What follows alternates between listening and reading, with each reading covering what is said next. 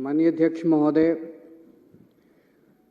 इस सदन में बोलने के लिए मैं इस सीट से कई बार पहले उठा, लेकिन आज बेहद दुख के साथ और बड़े भारी मन के साथ मैं अपनी बातें रख रहा हूं।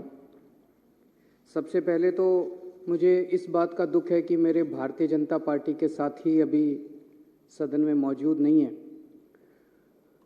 ये बेहद गंभीर विषय है जिसके ऊपर पिछले कुछ दिनों से न केवल दिल्ली बल्कि पूरे देश में चर्चा हो रही है कि किसी भी राज्य के अंदर या देश के अंदर चुनी हुई लोगों के द्वारा चुनी हुई सरकार की चलनी चाहिए या किसी एक व्यक्ति विशेष की चलनी चाहिए। ये बेहद गंभीर विषय है। इसके ऊपर कई सारे मुद्दों पे चर्चा हुई, कई सारे मुद्दे पिछले दिनों में उठे हैं। इसके ऊपर मैं एलजी साहब के पास भी गया था मिलने के लिए 3-4 दिन पहले, और मेरी जो बातचीत एलजी साहब से हुई वो भी आज विस्तार से मैं इस सदन के सामने सभी एमएलएज के सामने रखना चाहूँगा। मेरी इच्छा थी कि बीजेपी के साथी भी यहाँ मौजूद होते और वो भी बात सुनते, ताकि इस चर्चा को एक कंस्ट्रक्टिव रूप दिया जा सकता। समय बड़ा बलवान होता है। कुछ भी परमानेंट नहीं है जिंदगी में। इस दुनिया में कुछ भी परमानेंट नहीं है। कोई अगर सोचे कि मेरी सरकार बन गई, अब जिंदगी पूरे मेरी सरकार रहेगी, ऐसा नहीं होने वाला। आज मेरी सरकार है, कल हमारी सरकार नहीं होगी। हमारी सरकार 5 साल है, 10 साल है, 15 साल है, 20 साल है, कभी ना कभी तो बदलेगी। आज उनकी सरकार है, परमानेंटली उनकी सरकार नहीं होगी। आज है, कल है, परसों है, अगले दिन बदलेगी। आज दिल्ली में हमारी सरकार है, उनके एलजी हैं, केंद्र में उनकी सरकार है। कल अगर भगवान ने चाहा ऐसा भी हो सकता है कि केंद्र में हमारी सरकार हो,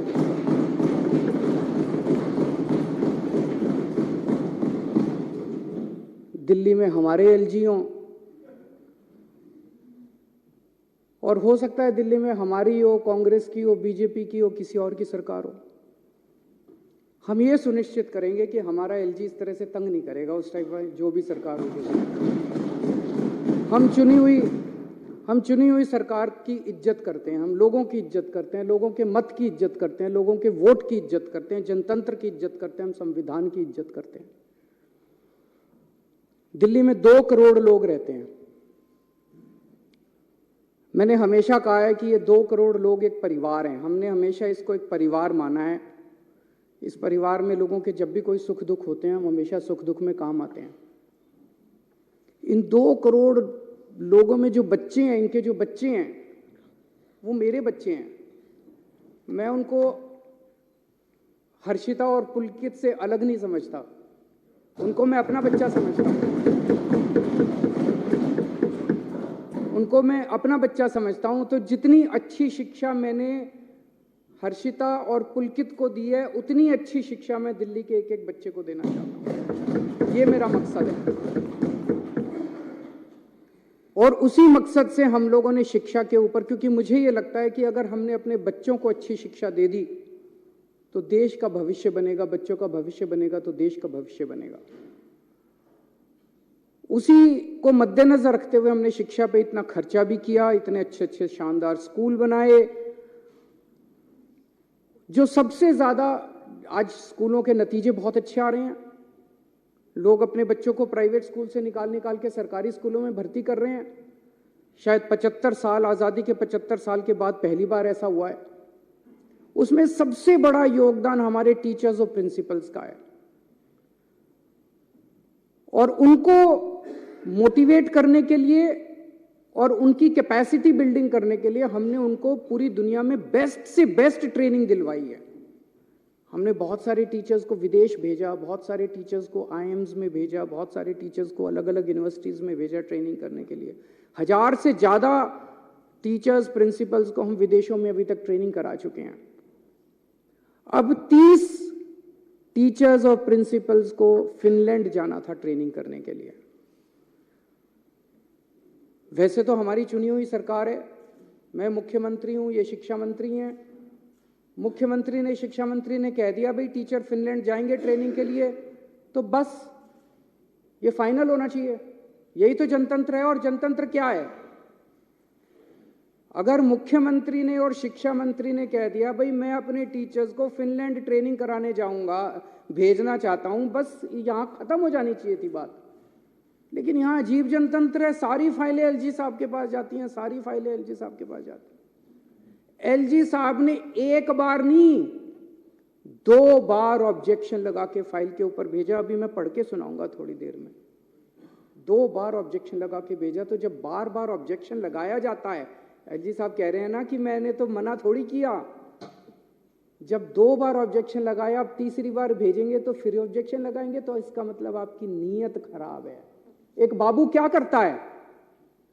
आप अपना लाइसेंस बनाने जाते हो, लाइसेंस बनाने वाला मना थोड़ी करता है, वो ऑब्जेक्शन पे ऑब्जेक्शन, ऑब्जेक्शन पे ऑब्जेक्शन, फिर आप दलाल को पकड़ते हो। वो दलाल कहता है इतने पैसे दे दो, बाबू को अंदर पैसे दे दूंगा और वो अब फाइल क्लियर कर देगा। तो ये बार बार जो ऑब्जेक्शन लगाए जा रहे हैं, इसीलिए तो लगाए जा रहे हैं, नीयत खराब है। फिनलैंड टीचर्स को भेजने नहीं देना चाहते। आज मैं ये लेके आया हूं महोदय, बीजेपी वालों के कितने एमपीज ऐसे हैं, ये पूरी लिस्ट है, जो खुद विदेशों में पढ़ के आए हैं। इनकी कभी इनके माँ बाप ने कॉस्ट बेनिफिट एनालिसिस करी? कितने एमपी ऐसे हैं जो खुद विदेशों में पढ़ के आए हैं?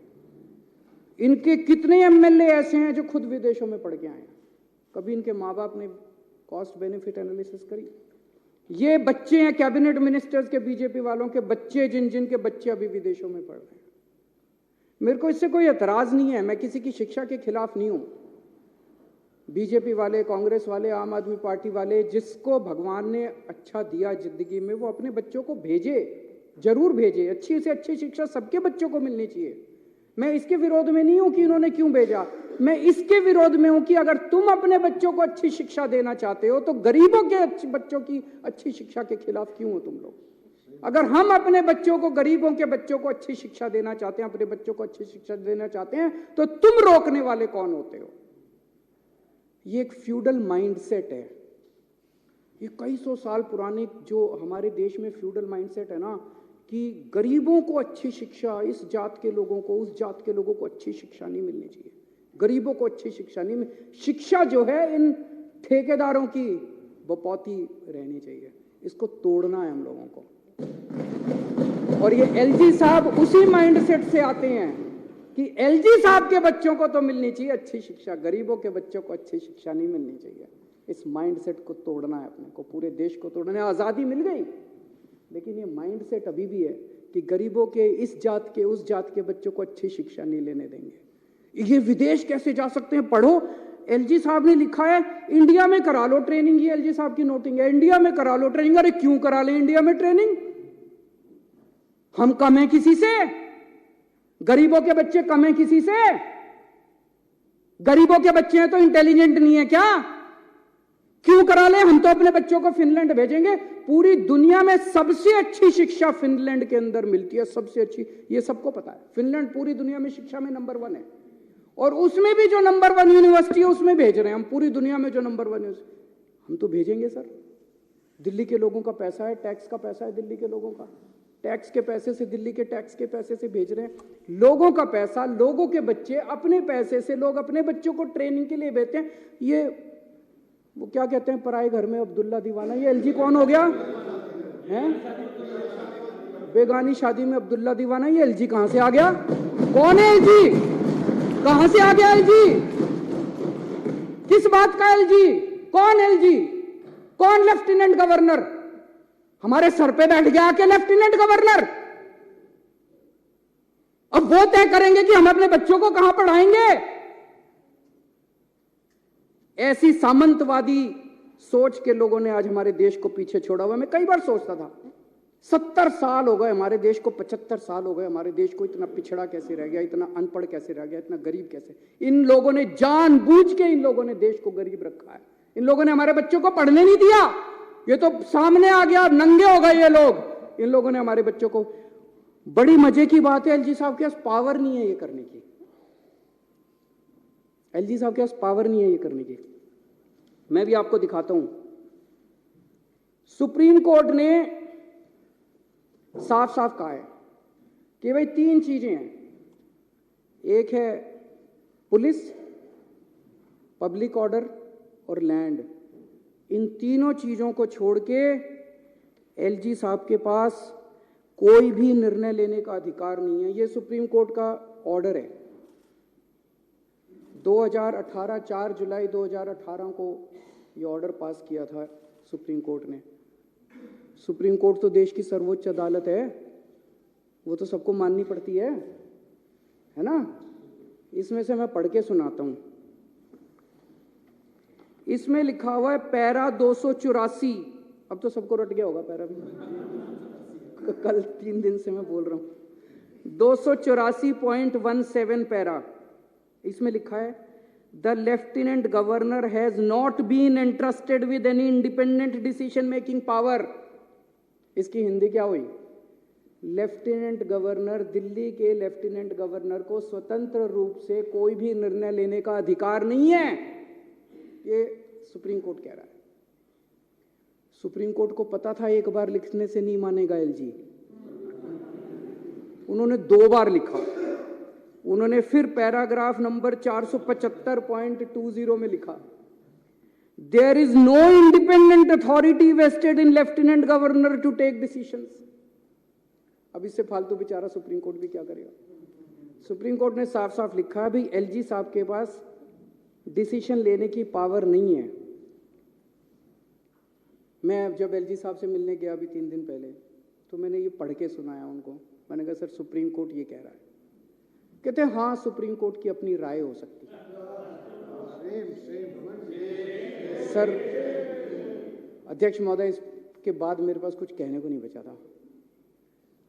इतने बड़े संवैधानिक पोजीशन के ऊपर बैठा हुआ व्यक्ति अगर ये कहता है कि सुप्रीम कोर्ट का ऑर्डर सुप्रीम कोर्ट की राय हो सकती है, मैंने कहा सर आप जो ये कह रहे हैं ना, ये सुप्रीम कोर्ट का कंटेम्प्ट है।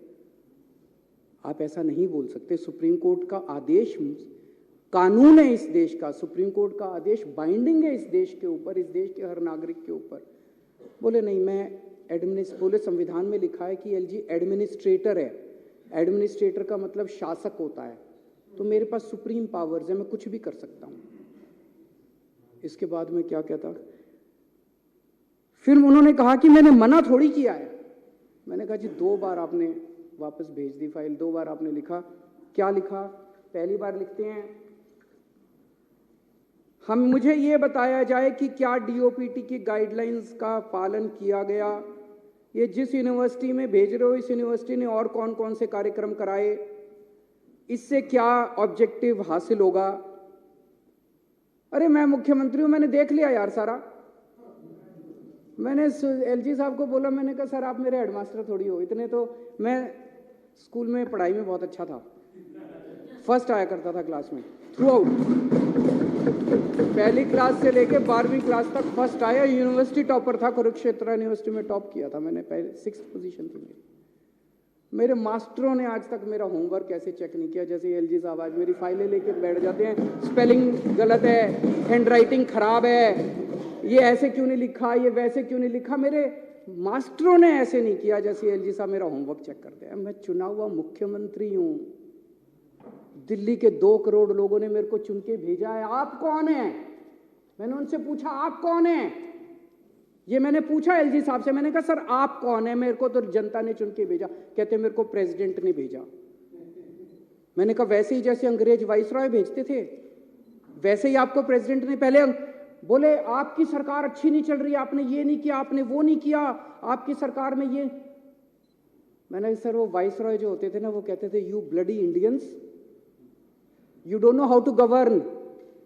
मैंने कहा एलजी साहब आज आप भी वही भाषा इस्तेमाल कर रहे हो, यू ब्लडी डेली वालाज, you don't know how to govern. मैंने कहा सर दिल्ली छोड़ दो हमारे हालात पे, हम अपनी दिल्ली चला लेंगे।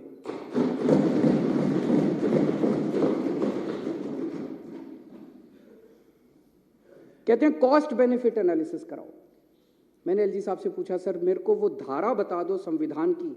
मैं ये सारे सर ये जो आज मैं लेके आया हूं ना, ये सब लेके गया था मैं एलजी साहब के पास, ये सारी चीजें लेके गया था। मैंने कहा सर ये आपके सामने रखी है, अब मेरे को इसमें दिखा दो आपको कॉस्ट बेनिफिट एनालिसिस ऑर्डर करने की पावर किस कानून के तहत है। कौन सा कानून, सुप्रीम कोर्ट का आदेश आपको ये पावर देता है कि आप दिल्ली सरकार के किसी काम की कॉस्ट बेनिफिट, मैं कराऊंगा, मेरे को जनता ने कहा है मैं कॉस्ट बेनिफिट एनालिसिस कराऊंगा।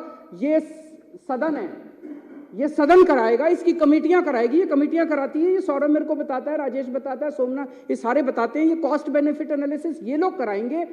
आप कौन होते हो कॉस्ट बेनिफिट एनालिसिस कराने वाले? दिल्ली के अंदर चुनाव हार गए और उसके बाद अब कॉस्ट बेनिफिट एनालिसिस, आपके पास तो पावर नहीं है। मैंने उनसे पूछा, उनके पास कोई जवाब नहीं था। फिर मैंने उनसे पूछा, मैंने कहा सर ये 10 एल्डरमैन कैसे बना दिया आपने? ये तो आपके पास पावर नहीं है, तो ट्रांसफर्ड सब्जेक्ट है, एमसीडी एक्ट तो ट्रांसफर्ड सब्जेक्ट है, आपने 10 एल्डरमैन कैसे बना दिए? बोले उस कानून में लिखा है एडमिनिस्ट्रेटर शैल अपॉइंट 10 एल्डरमैन। तो मैंने उनको ये एक और दूसरा ऑर्डर दिखाया सुप्रीम कोर्ट का, ये 2019 में आया था सुप्रीम कोर्ट में। इसमें लिखा है कि जहां एडमिनिस्ट्रेटर लिखा होगा वहां भी मंत्रियों की चलेगी, वहां भी मुख्यमंत्री की चलेगी, ये लिखा हुआ है। ये सुप्रीम कोर्ट का आदेश मैंने उनको दिखाया। मैंने कहा सर ये लिखा हुआ है कि एडमिनिस्ट्रेटर लिखा है तब भी हमारी चलेगी, आपकी नहीं चलेगी। तो वो तो सुप्रीम कोर्ट को मानते ही नहीं, वो तो कहते हैं सुप्रीम कोर्ट की तो राय है। उसके बाद एक हाई कोर्ट का ऑर्डर है, वो भी मैं लेके गया था। और कुछ हो ना हो, एलजी साहब ने मेरे को वकील तो अच्छा बना दिया। ये 1998 का जजमेंट है ओपी पावा, इसमें साफ साफ लिखा है, मोटर व्हीकल्स एक्ट में डेफिनेशन है lieutenant governor, government of Delhi means lieutenant governor. इसमें लिखा है सारी पावर दिल्ली सरकार की होगी, सारी पावर मुख्यमंत्री की होगी। तो अगर एडमिनिस्ट्रेटर भी लिखा है, लेफ्टिनेंट गवर्नर भी लिखा है, तब भी सारी पावर दिल्ली सरकार की है, एलजी साहब की पावर नहीं है। ये सारा मैंने उनको बताया, पर वो तो माने ही नहीं, वो तो बोले कि मैं एडमिनिस्ट्रेटर हूं। फिर मैंने कहा सर आप आजकल रोज चीफ सेक्रेटरी को ऑर्डर दे देते हो, मतलब रोज सवेरे उठते हैं, अपना लेटर हेड मंगाते हैं, लेटर हेड में लिखते हैं चीफ सेक्रेटरी इसको यहाँ का चेयरमैन बना दो, और चीफ सेक्रेटरी को भेज देते, चीफ सेक्रेटरी लागू करा देता है। हम मुंह बाके देखते हैं, हम तो क्या हो गया, ये टीवी में चल रहा है, अखबार में आ गया, इसको लिख देते हैं, ये इसको एल्डरमैन बना दो, इसको यहाँ का ये बना दो, इसको। ये चल क्या रहा है? मैंने एलजी साहब से पूछा, मैंने कहा चीफ सेक्रेटरी को सीधे ऑर्डर कैसे देते हो? मुख्यमंत्री, मंत्री, इनके थ्रू फाइलें क्यों नहीं जाती? सीधे चीफ सेक्रेटरी को ऑर्डर दे देते हो आप किसी भी सब्जेक्ट के ऊपर। बोले मैं शासक हूं, मैं एडमिनिस्ट्रेटर हूं, मैं कोई भी ऑर्डर दे सकता हूं, किसी को भी ऑर्डर दे सकता हूं। ना तो वो संविधान मानने को तैयार हैं और ना वो सुप्रीम कोर्ट के ऑर्डर मानने को तैयार है। मैंने उनसे पूछा, मैंने कहा सर ये योगा क्यों बंद करा दिया?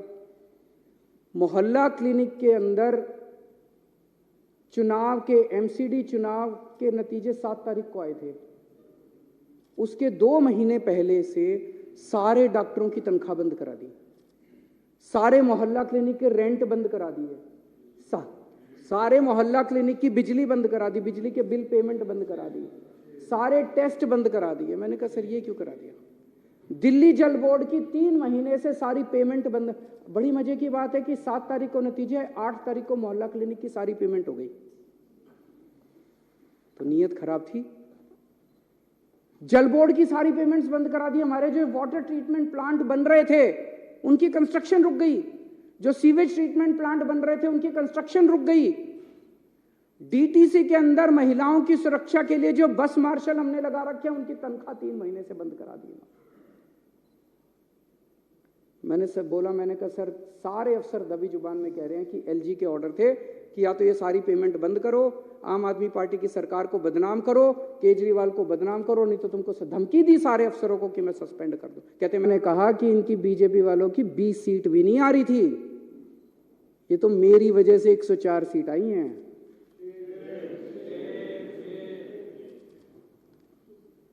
ये तो मेरी वजह से 104 सीट आई हैं, तो इसका मतलब जानबूझ के सारी पेमेंटें रुकवाई थी। बोले अब देखना तुम्हारी 7 की 7 सीट लोकसभा में बीजेपी की आएंगी और अगली बार तुमको मैं चुनाव नहीं जीतने दूंगा विधानसभा का। एलजी साहब मुख्यमंत्री को खुलेआम धमकी देते हैं कि अगला विधानसभा, वो यहाँ पे लेफ्टिनेंट गवर्नर दिल्ली को चलाने थोड़ी आए हैं, दिल्ली को ठप करके केजरीवाल को और आम आदमी पार्टी को बदनाम करने आए हैं। हम राजनीति करने नहीं आए सर, हम यहाँ राजनीति करने नहीं आए, हम लोगों की सेवा करने आए हैं। चुनाव जीते ना जीते हैं, राजनीति लगी रहती है, चुनाव आते जाते रहते हैं। देश जरूरी है, लोग जरूरी है, लोगों की जिंदगी जरूरी है।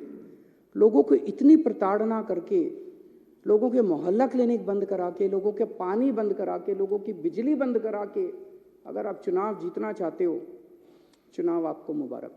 हम लोगों की सेवा करेंगे, हम आपकी तरह नहीं गिर सकते, हम आपकी तरह इतनी गंदी हरकतें नहीं कर सकते।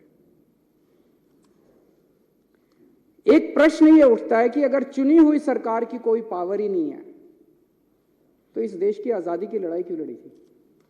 हमारे लोगों ने इसलिए थोड़ी लड़ी थी कि एक वाइसरॉय जाएगा और एक लेफ्टिनेंट गवर्नर आके बैठ जाएगा, इसलिए तो आजादी की लड़ाई नहीं लड़ी थी। तो अध्यक्ष महोदय, अपने देश की आजादी को बरकरार, हम तो सारे आंदोलन से निकले हुए लोग हैं, आजादी को बरकरार रखने के लिए, जनतंत्र को मजबूत करने के लिए, संविधान को मजबूत करने के लिए हमें जो भी कुर्बानी देनी पड़ेगी, हम सारे मिलकर वो कुर्बानी देंगे। लेकिन जनतंत्र को और देश की आज़ादी को इस तरह से हम खराब बिल्कुल नहीं होने देंगे। ये जो सौरव का प्रस्ताव है, मैं इस प्रस्ताव का पूरी तरह से समर्थन करता हूँ।